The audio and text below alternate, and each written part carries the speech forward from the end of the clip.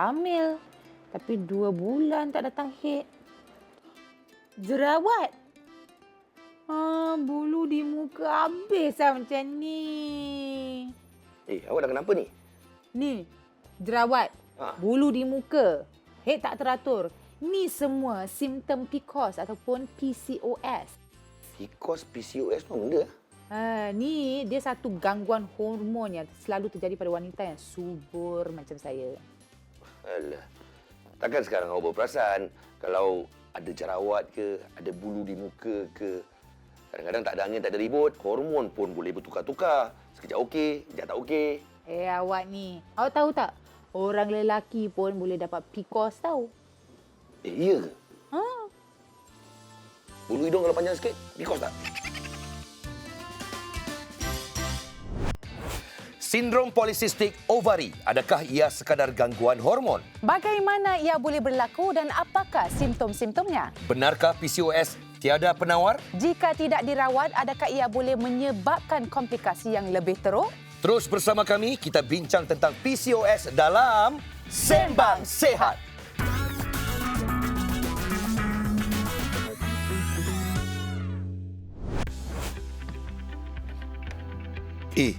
Macam mana boleh naik ni? 82.56 ke 7 tak tentulah. Ni rosaklah mesin ni. Macam mana ni? Nampak error. Salah ni mesin. Bateri tak ada ni. Mesin tu tak rosak, Kai. Tapi naik berapa banyak? Tak tahulah 0.8 ke, kadang 0.7 ke 0.6. Dia pun tak sure. Tak pasti. Alah, 0.8 je. Mungkin 0.8 tu kasut awak lah. Mungkinlah tebal Mungkin, tebal lah. tebal. Tapi bukan apa Non. Setiap kali naik kita kena jaga-jaga. Sebab lagi-lagi selepas saya dapat tahu orang lelaki pun boleh mengidap PCOS. Sindrom ovari polisistik. Kalau tak diuruskan boleh menyebabkan masalah jantung, tekanan darah tinggi, kolesterol tinggi, kencing manis, macam-macam. Awak ni pandai je lah. Lebih baik saya tanya Dr. Cho Liwei kat sebelah saya ni. Selamat datang doktor ke Sembang Sihat. Selamat datang. Dan pakar kita juga ditemani oleh Syira Jusni dan Adina Adil. Selamat datang. Yang akan sama-sama berbincang tentang PCOS. Hai semua. Hai girl. Hello. Baik, secara peribadi saya rasa PCOS tak banyak dibincangkan seperti penyakit-penyakit lain. Betul. Yang lebih kerap kita dengar ya. Dan seperti apa tu? Seperti penyakit jantung, barah dan sebagainya. Betul tak doktor? Betul. Bila kurang dibincangkan, tentu sekali banyak salah faham yang timbul. Betul tak? Betul. Betul pun tak faham kan? So ladies, dah bersedia tak untuk meneka sama ada pernyataan berikut ni adalah benar atau tidak? Ini dia. Soalan pertama, PCOS ialah masalah berkaitan ovari sahaja, betul atau salah? Wah, kedua-duanya cakap salah lah. Kita tengok. Kita lihat jawapannya. Salah. Tepat sekali. Tengok doktor dah tak sabar nak jawab. Salah. Okey doktor, sila jelaskan doktor. Sebenarnya PCOS ni disebabkan oleh tidak seimbangan hormon. Jadi bukan hanya ovary, ada lain-lain masalah juga. Ya. Mitos kedua. Seorang wanita tidak boleh hamil jika dia menghidap PCOS. Betul atau salah? Wah, kedua-duanya jawab confident salah. Diorang punya jawapan Kita dari tengok tadi. ketepatannya bagaimana? Wah, tepat sekali. Doktor boleh jelaskan? Biasanya wanita dengan PCOS boleh hamil. Kami ada ubat-ubatan seperti clomiphene atau letrozole, keluarkan lebih banyak telur, lebih cepat jadi hamil. Walaupun dia ada PCOS lah. Okey. Baik. Kita lihat apakah mitos ketiga. PCOS disebabkan oleh gaya hidup dan pemakanan yang tidak sihat. Betul atau salah? Kopi ya. Salah. Okey, dua-dua salah. Salah.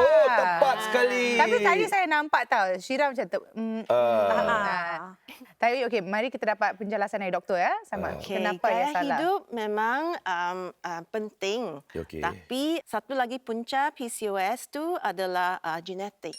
Keturunan. Baik, daripada namanya sindrom polisistik ovari, adakah ini bermakna doktor penghidap PCOS pasti mempunyai sis di dalam ovari mereka? Semua wanita yang ada PCOS tidak semestinya ada sis. Wanita yang ada sis tidak semestinya ada PCOS. Okay, so Dr. Cho, bagaimana untuk mengesahkan jika seseorang itu ada mengidap PCOS? Okey, diagnosis PCOS biasanya dibuat apabila wanita itu mempunyai mana-mana 2 daripada 3 kriteria Rotterdam yang berikut. Satunya, haid tidak teratur, jarang atau tiada period, tiada haid ya. Keduanya, hormon lelaki atau testosteron itu lebih tinggi. Bulu di badan atau muka lebih daripada yang biasa. Ya. Ini kriteria yang ketiga. Okey. Ya, imbasan ultrasound menunjukkan polycystic ovary. Apa yang kita lihat ni, doktor? Apa sebenarnya yang menunjukkan Macam mana dia? kita tahu ada PCOS, doktor? Itu semua apa? Tengok di tengah-tengah sana ada banyak hitam-hitam. Itulah cyst dia. Ya. Kalau orang yang tak ada PCOS memang tak ada. Tak ada. Ya. Oh, tak ada yang hitam-hitam tu, doktor? Ya, tak ada. Ya. Okey. Ini akan ada rasa sakit atau Tak ada rasa. Jadi seorang tu tak tahulah Ya, kecuali... kalau tak scan tak tahu. Ya. Okey, doktor, selain apa yang doktor dah sebutkan kan, ada lagi simptom-simptom PCOS lain yang disebut? Satunya suka hamil. Sukar hamil. Susah. Susah nak hamil. Betul. Susah nak hamil. Susah nak hamil. Jerawat. Atau kulit muka berminyak. Okey. Rambut gugur. Okey. Ya, dan berat badan berlebihan. Oh. Sebenarnya saya dah fikiran sebab kadang-kadang tu memang haid saya pun tak teratur dan kadang-kadang memang kita ni kadang-kadang macam rambut tu gugur tu memang selalu kadang-kadang kan. Biasa. Ya, jadi adakah PCOS ni hanya berlaku pada wanita selepas usia tertentu? Wanita tu boleh dapat PCOS semasa reproduktif umur 20-an sampai 50 gitu. Kira-kira 10% daripada lingkungan umur tersebut. Okey. Oh, selamatlah Maknanya golongan lelaki terkecuali daripada simptom ni, doktor Tak ada, doktor Lelaki pun boleh mempunyai risiko. Dengar tu kan. Saya tak ada ovari, doktor. Apa PCOS simptom ni untuk orang dari lelaki? keturunan. Jadi risiko dia kencing manis, sakit jantung, risiko obesity. Jadi Sama juga, anak-anak dia pun boleh dapat, anak-anak perempuan pun boleh dapat PCOS. Okey. Baik, apabila hormon tak seimbang, pastinya fungsi organ juga jadi tak menentu. Selepas rehat nanti, kita akan bincang tentang komplikasi PCOS dan bolehkah PCOS dirawat sepenuhnya. Jumpa nanti dalam Sembang Sehat.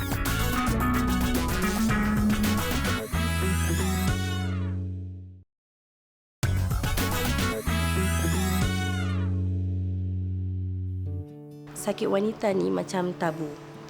Ramai wanita takut untuk ke depan dan mendapatkan rawatan atau jumpa dengan doktor pakar. Demi masa depan saya dan keluarga, saya beranikan diri untuk mendapatkan rawatan. Saya sudah berumah tangga selama 8 tahun. Perjalanan saya untuk mendapatkan seorang cahaya mata agak mencabar. Saya tunggu 7 tahun untuk mendapatkan cahaya mata yang pertama. Masalah yang pertama saya hadapi adalah kenaikan berat badan yang sangat mendadak. Tahun kedua, tahun ketiga, tahun keempat, haid saya mula tidak teratur. Sehingga setahun haid saya tak datang. Kemudian datang haid, tetapi haid tu agak aneh kerana pendarahan tu banyak sangat berlanjutan sehingga 1 bulan. Jadi saya pergi jumpa doktor. Daripada situ saya dapat tahu yang saya ada PCOS. Kategorinya under insulin resistant. Kandungan gula saya sangat tinggi dalam darah. PCOS, insulin resistant ni akan juga mengganggu hormon kesuburan. Kalau haid tak teratur, jadi tak adalah durasi ovulation. Saya tak tahu bagaimana untuk mengecam bila period yang saya subur atau tidak untuk saya usahakan mendapat cahaya mata. Tetapi suami saya, seorang suami yang sangat penyabar, dapat menunggu sehingga 7 tahun bersama saya untuk mendapatkan anak. Dan saya rasa detik tu tak dapat saya lupakan. Dan keluarga, Alhamdulillah, mereka tidak pernah kecilkan hati saya dan tanya bila nak ada anak. Okey, bagaimana saya dapat kawal simptom PCOS ni? Yang penting adalah diet. Saya tidak makan nasi langsung walaupun saya pemakan nasi. Jadi saya lebih kepada ikan salmon dan juga ayam dan sayur. Saya belajar untuk baca kandungan yang ada dalam produk Itu sebelum membeli dan juga sebelum memakannya lah. Doktor berikan saya hormon pil untuk saya dapatkan head. Jadi head saya teratur. Susuli juga dengan ubat untuk cuba hamil. Saya makan pil kesuburan untuk 3 cycle. Lepas itu cycle yang ketiga, alhamdulillah saya hamil. Kesihatan tu lebih penting untuk anak saya. Saya nak jadi sihat supaya saya ada dengan anak saya dan boleh tengok dia membesar.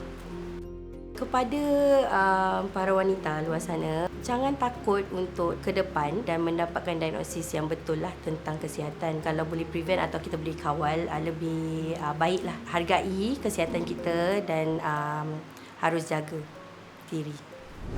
Baik, selamat kembali ke Sembang Sihat dan hari ini kita sedang bincangkan topik tentang sindrom polycystic ovary atau PCOS. Okey, jadi apa kaitan sebenarnya berat badan dengan PCOS? Kerana itu adalah salah satu simptom untuk mereka yang menghidapi PCOS. PCOS dan berat badan saling berkaitan rapat. Jadi sukar untuk tentukan mana yang datang dulu. Sama ada PCOS yang menyebabkan berat badan naik atau berat badan yang naik tu menyebabkan rintangan insulin naik jadi PCOS. Ya. Okey, jadi wanita yang slim melim, bukan saya lah, mungkin macam Adila ni mungkin tidak perlu risaulah tentang PCOS. Adakah begitu? Selalunya mereka ni tidak tahu mereka ada PCOS sebab mereka slim, ya. Boleh juga ada height problem and susah nak hamil. Jadi ada tak ubat-ubat yang boleh kita ambil untuk merawat PCOS? Kami nak tengok masalah tu dari mana. Kalau haid punya masalah, kami boleh kasih ubat, kasih haid. Masalah kena jerawat atau rambut gugur, kami boleh kasih ubat bagi aspek tu. Kalau tu nak hamil, kami ada ubat lain yang boleh kasih. Adakah keadaan wanita yang mengalami PCOS akan menjadi lebih teruk bila mengalami menopause? Tidak semestinya. Biasanya menopause, dia androgen dia turun. Jadi simptom PCOS boleh ada baik sikit, turun sikit. Ya. Kai, kenapa tengok jauh Kai dengan diam aja dari tadi? Awak dengar tak apa pakar kita terangkan tadi? Pastilah saya dengar. Saya sebenarnya semakin saya dengar, saya rasa semakin risau sebab saya pun ada anak perempuan kan. Kan. Jadi kalau mereka tak pasti tentang gejala yang mereka ada, mereka boleh tanya pada siapa kan? Maksudnya, saya tengok penyakit ni dah macam dekat pasar raya, boleh banyak macam-macam jenis ada sekarang ni. Ya, kan? Tapi kan soalan awak ni agak-agak sama dengan soalan tanya saja yang menerusi FB dan IG Mediacorp untukmu. Okey, soalannya, antara pakar ginekologi dan endokrinologi, siapa yang patut saya jumpa jika saya mempunyai PCOS? Sekiranya fokus tu dalam berat badan atau height tak tentu, boleh tengok endokrinologi. Kalau kesuburan atau nak hamil, jumpa ginekologi. Okey, faham. Doktor, betulkah nasihat yang akan selalu diberikan adalah berkaitan dengan diet pula? Okey, penurunan berat badan ialah aspek yang penting dalam pengurusan PCOS. Okey. Sasarannya untuk mendapati BMI yang ideal. BMI yang ideal tu adalah dari 18.5 sampai 22.5. Saya belum periksa lagi. Balik nanti saya periksa doktor. Tapi kalau anda tertanya-tanya apakah diet yang sesuai untuk mereka yang mengidap PCOS, Syira akan kongsi makanan sesuai untuk PCOS. Okey, kita saksikan sekarang.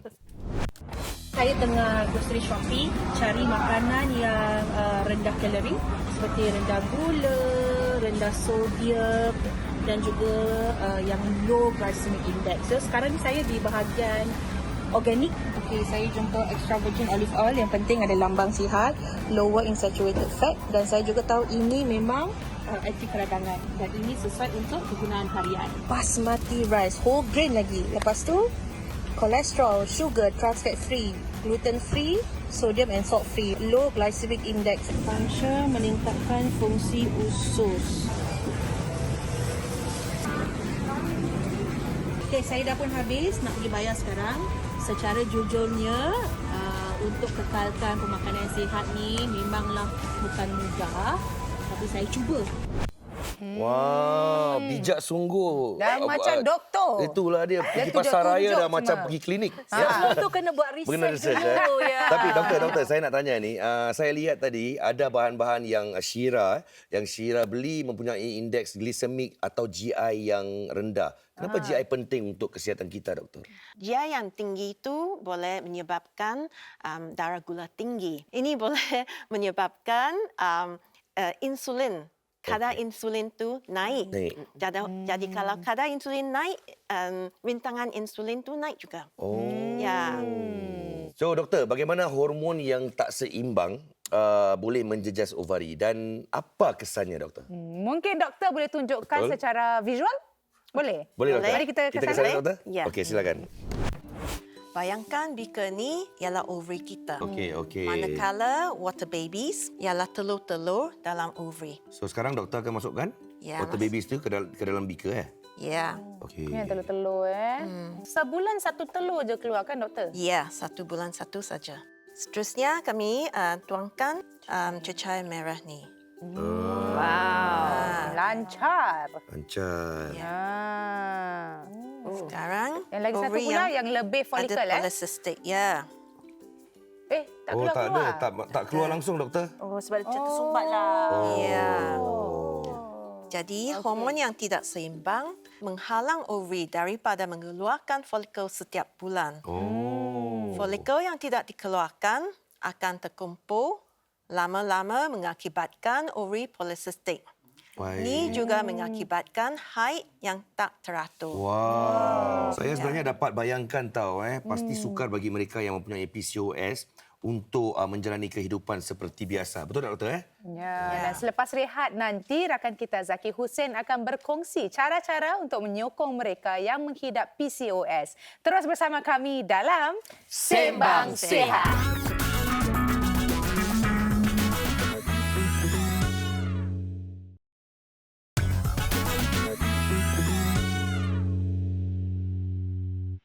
PCOS boleh ganggu kualiti hidup seorang wanita sehingga ia menjadi tekanan yang boleh menjejas perhubungan mereka dengan orang di sekelilingnya. Tapi ada perkara yang kita boleh lakukan untuk menyokong ahli keluarga atau kawan yang menghidap PCOS. Kita boleh mula dengan melakukan perubahan gaya hidup dengan mereka.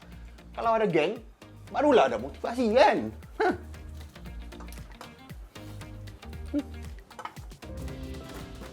Pesakit PCOS harus kawal berat badan dan kadar gula dalam pemakanan. Jadi apa kata cari resepi yang sihat untuk dikongsi sama. Korang tahu tak, kurang tidur juga boleh ganggu fungsi hormon. Jika anda dan ahli keluarga anda kerap tidur lewat malam, apa kata kali ini masuk tidur lebih awal? Jadi berhenti menggunakan telefon sejam sebelum tidur. Cahaya biru yang dipancarkan dari skrin boleh ganggu kualiti tidur. Lakukan aktiviti fizikal bersama-sama seperti berjalan atau berlari anak untuk kawal berat badan. Kita boleh lakukan perubahan gaya hidup bersama-sama ahli keluarga yang menghidap PCOS. Ini akan menjadi sokongan terbesar untuk mereka menghadapi penyakit ini. Baik, selamat kembali ke Sembang Sihat dan topik minggu ini berkaitan dengan PCOS atau Sindrom Polycystic Ovary. Kini masa untuk kita uji Shira dan juga Adlina sejauh mana mereka faham tentang PCOS. Betul, dan baca, dengar betul-betul ya. Kami akan bacakan soalan. Anda berdua harus pilih jawapan yang tepat daripada pilihan-pilihan yang ada di hadapan sini dan tampal jawapan pada papan di sebelah kiri dan sebelah kanan saya ni. Boleh? Ya, itu dia. Soalan pertama kita ajukan kepada Shira ya. Okey, soalannya.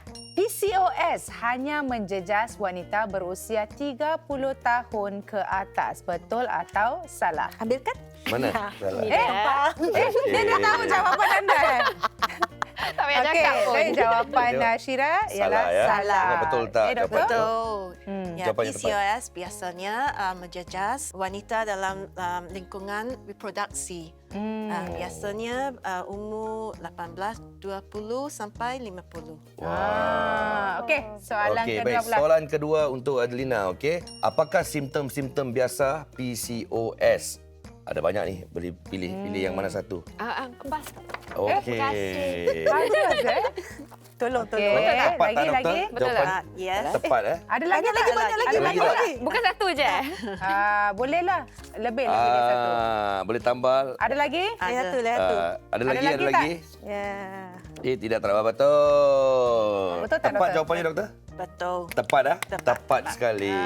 Okey, soalan ketiga balik kepada Syira ya. Ketidakseimbangan hormon manakah yang sering dikaitkan dengan PCOS? Pandai. Wah. Confident? Saya yang kasih jawapan tak pandai hari ini. Confident. Betul ke, Betul doktor? tak, doktor? Tepat ke? Betul. Wah. Okey, Dalam jelaskan, doktor. PCOS, androgen adalah lebih tinggi dari yang biasa. Soalan terakhir, soalannya ialah namakan satu perubahan gaya hidup yang boleh membantu mengurus simptom-simptom PCOS. Satu saja, mana kan? Dah tak ada space. boleh, boleh tengok. letak Boleh, kat bawah. nampak tak? je. Nampak tak? Nampak kurangkan gula. betul Tepat ke? jawapannya, doktor?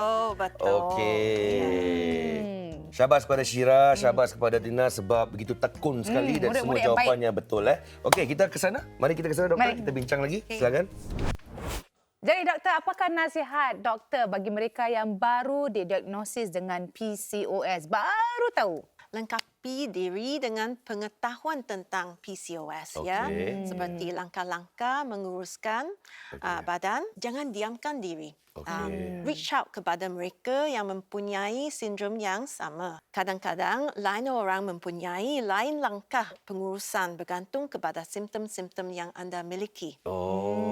Dia berbeza ya. Baiklah, doktor. Sebelum kita berpisah ni, boleh tak Dr. Cho kongsi sekali lagi bagaimana untuk mengurus gejala PCOS ni? Satunya, amalkan diet seimbang, lakukan senaman kardio, kawal stres dan makan ubat.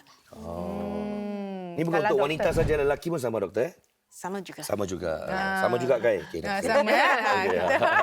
Jadi terima kasih Dr. Cho Lee Wei. Semoga perkongsian pakar kita hari ini dapat melegakan segala persoalan yang anda ada tentang PCOS. Dan terima kasih juga kepada tetamu-tetamu kita, Syira Jusni dan juga Adelina Adil kerana bersama kami hari ini. Ya, kita jumpa lagi minggu hadapan dengan satu lagi topik kesihatan dalam Sembang Sehat.